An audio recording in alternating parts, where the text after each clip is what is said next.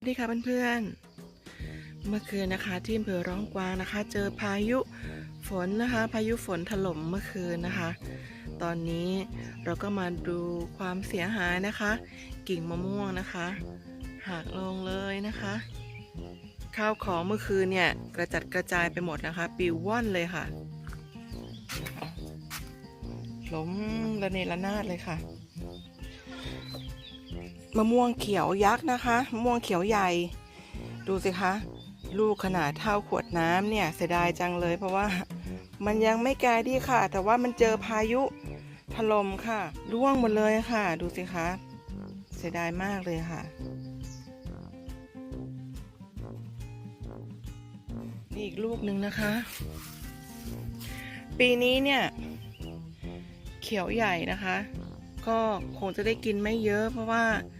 ทั้งเจอน้องฝนเจอพายุลมพายุฝนนะคะร่วงกันระนาวเลยนะคะ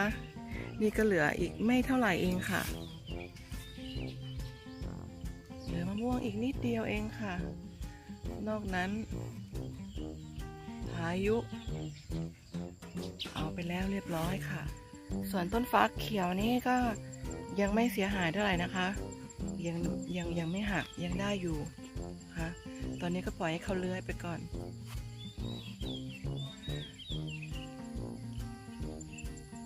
ดูสิคะราสเบอร์รี่ช้ำเลยค่ะดูราสเบอร์รี่กันค่ะตอนนี้นะคะนี่ผลของน้องราสเบอร์รี่เมื่อคืนก็ลุ้นมากเลยนะคะพี่เปนนี่ก็กลัวว่าราสเบอร์รี่เนี่ยเจอพายุแรงขนาดนี้จะหลุดร่วงหรือเปล่านะคะก็ยังได้อยู่นะคะ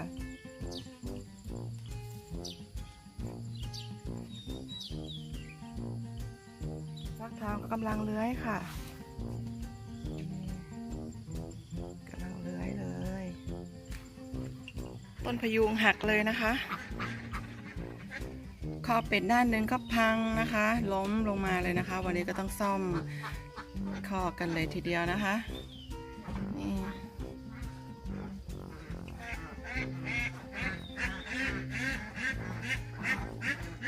สิคะ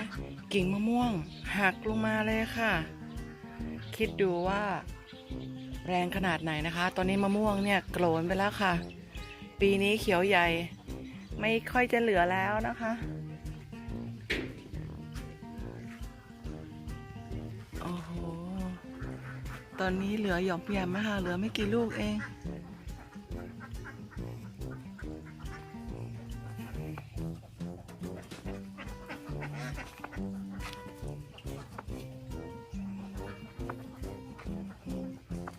ตอนนี้น้องเป็ดก็นอนตากอากาศกันอยู่นะคะคือพอฝนเนี่ยไม่ตกก็ร้อนนะคะพอมาทีก็เสียหายเลยนะคะโอ้ต้นพยุงฝั่งโน้นก็หักค่ะตายแล้วตอนนี้น้องเป็ดนะคะตากอากาศกันอยู่ค่ะทางบ้านเพื่อนๆเป็นยังไงกันบ้างคะมีพายุฝนกันบ้างหรือเปล่านะคะก็ช่วงนี้ก็ต้องระมัดระวังกันนิดนึงนะคะเพราะว่าไอ้พายุที่มันมาเนี่ยคือมันมาแรงแล้วก็เร็วมากเลยค่ะเดี๋ยวอาจจะมีลูกหลงได้นะคะต้องหาที่หลบดีๆนะคะโอเคค่ะนะคะเช้านี้สำรวจความเสียหายนะคะเดี๋ยวไว้เจอกันใหม่คลิปหน้าค่ะสวัสดีค่ะ